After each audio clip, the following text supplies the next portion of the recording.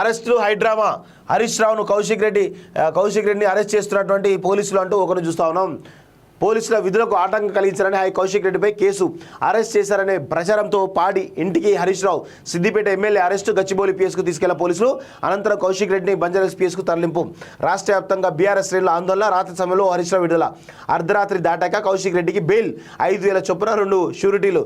BRS నేతల అరెస్టుతో రాష్ట్ర వ్యాప్తంగా హైడ్రామా కొనసాగింది అంటూ చూస్తా ఉన్నాం. సో బీఆర్ఎస్ పార్టీ ఈ విషయంలో కొంత అలర్ట్గా ఉన్నట్టు తెలుస్తోంది.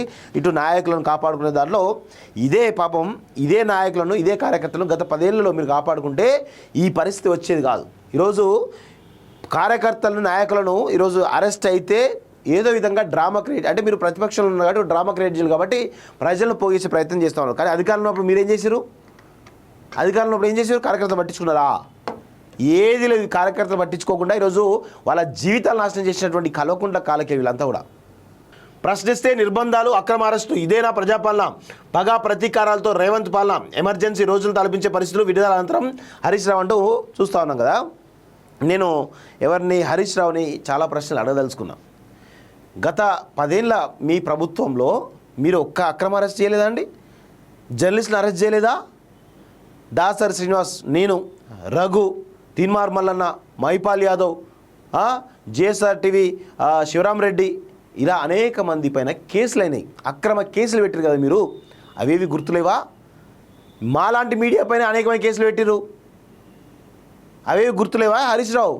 ఇప్పుడు ప్రశ్నిస్తే అక్రమ కేసులను మాట్లాడడానికి సిగ్గు అనిపిస్తలేదా కొంచెం కూడా? మీరు 10 ఏళ్ళు అధికారంలో ఉన్నప్పుడు మీరు ఎన్ని దుర్మార్గాలు చేసిరా? తీసుకుపోయి ఇష్టం వచ్చిన టార్చర్ పెట్టిన సందర్భాలు లేవా? పోలీసులు మిమ్మల్ని టార్చర్ పెట్టి బాధపడుతున్నారా? నెక్స్ట్ టైం అది చేపిద్దాంలే. ఎస్ఓటి పోలీసులతో మీకు కూడా చిత్రహింసలు చేపిస్తే అప్పుడు తెలుస్తుంది ఆ పేరేందనేది.